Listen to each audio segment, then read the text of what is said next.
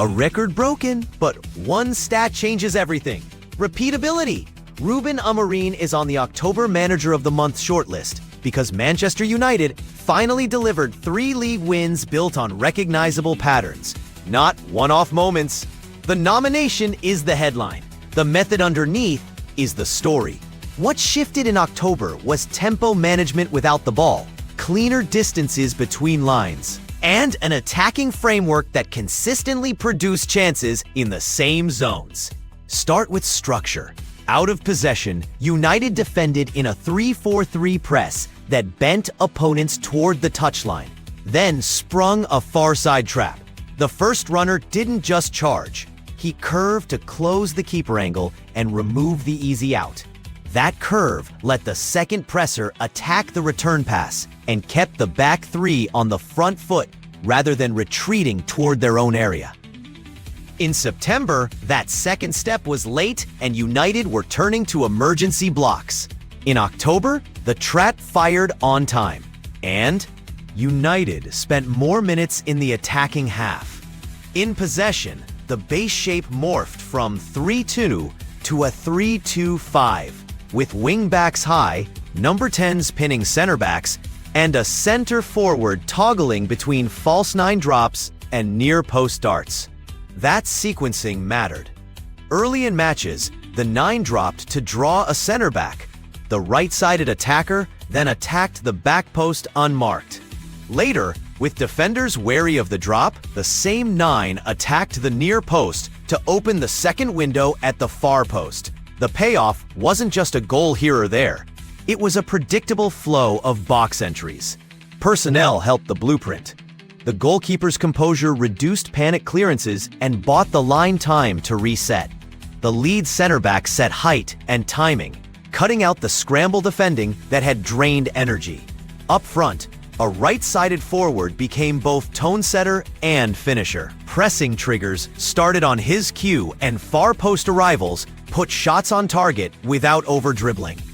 On the left, the runners stretched depth to keep the penalty box open for late arrivals. Individually, those are good performances. Together, they formed a spine. How does that stack against the other nominees? Arteta's Arsenal typically win territory and control through midfield restarts. Emery's Villa maximize final third pressure with hyper-vertical entries. Iraola's Bournemouth compress the field with aggressive counterpress. October's race is about context as much as points. Who solved a specific team problem with a stable pattern? Amorim's case is that United moved from reactive to proactive in 2 phases, pressing and back post finishing, without sacrificing rest defense. Fewer last-ditch blocks, more wins of the first duel 30 meters higher. That's manager influence. Schedule strength always colors these awards.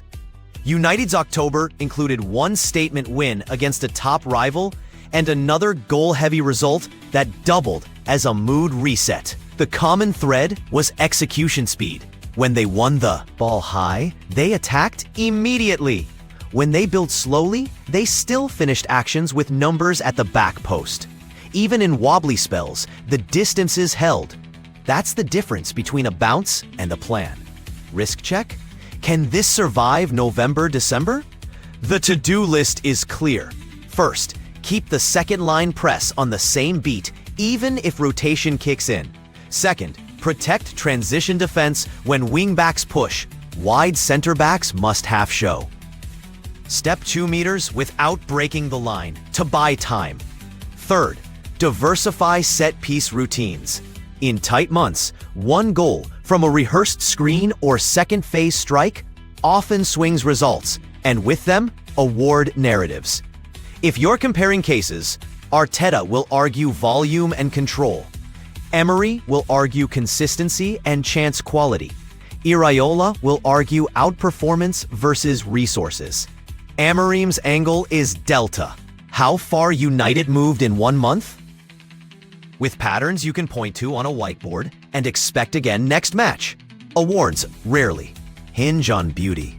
They hinge on clarity. October gave United clarity. Bottom line, The nomination is earned by mechanisms, not momentum. If those mechanisms persist into early November, Amorim won't just be in the conversation, he'll define it. The open question for viewers? Whose October was more repeatable over 10 matches?